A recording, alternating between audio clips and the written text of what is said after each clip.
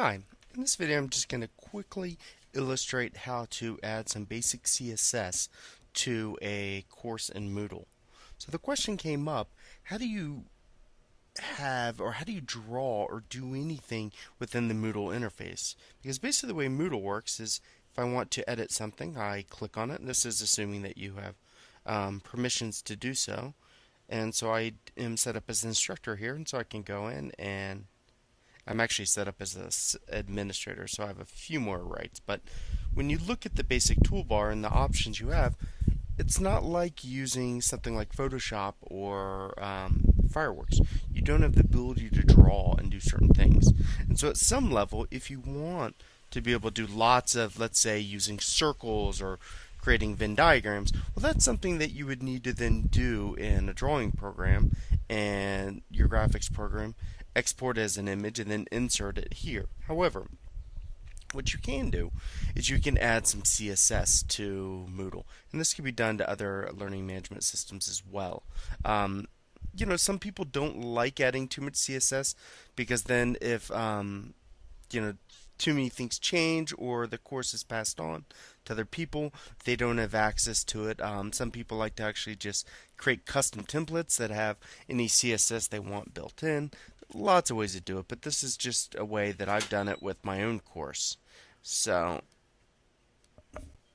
okay, sorry about that, a little interruption. So here what I'm going to do is I'm going to copy some code from another course that I've done.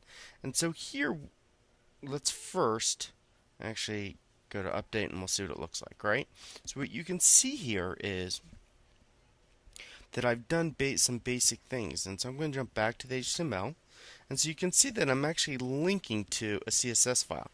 This CSS file is actually posted on my own personal web space on a departmental server that we have. And so you'll see that I've done some basic things here. And so what I really wanted to point out was this idea of what I really wanted to point out here was this idea of how I've created a call out. So I'm going to show you how I might use that. And that essentially you can see, right, it's different things. So let's say at the end, this geometric shape idea that I wanted. I'm going to scroll all the way down and give some space. This is where some basic HTML and CSS knowledge is key. I'm going to do div, d,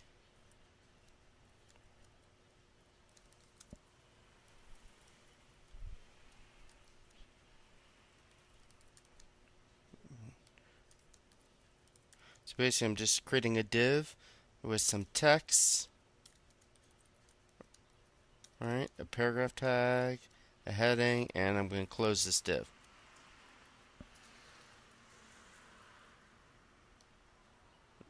Hit update, hit save and display. If I scroll all the way down, I can see, alright, something went wrong here. So I'm going to go back.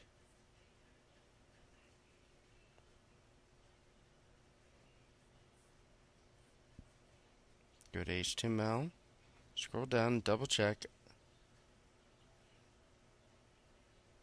Let's get that. Alright, so let's go back and see if that actually fixed it.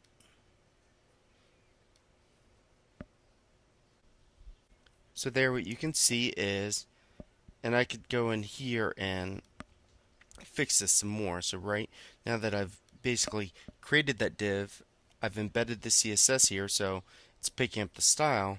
I can now just go in the visual text editor, scroll all the way down.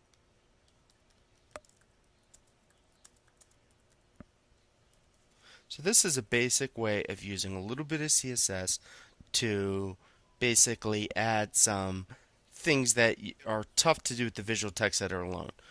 You can of course use tables, and this is for a long time the way that many people would do something like this.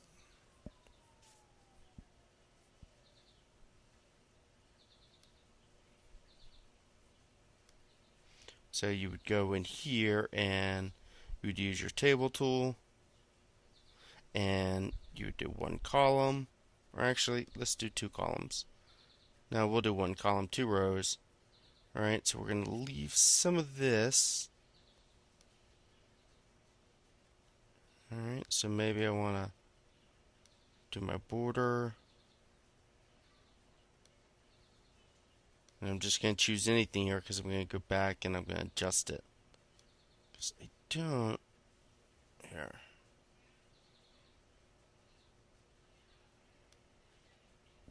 Okay, so I'm going to hit insert.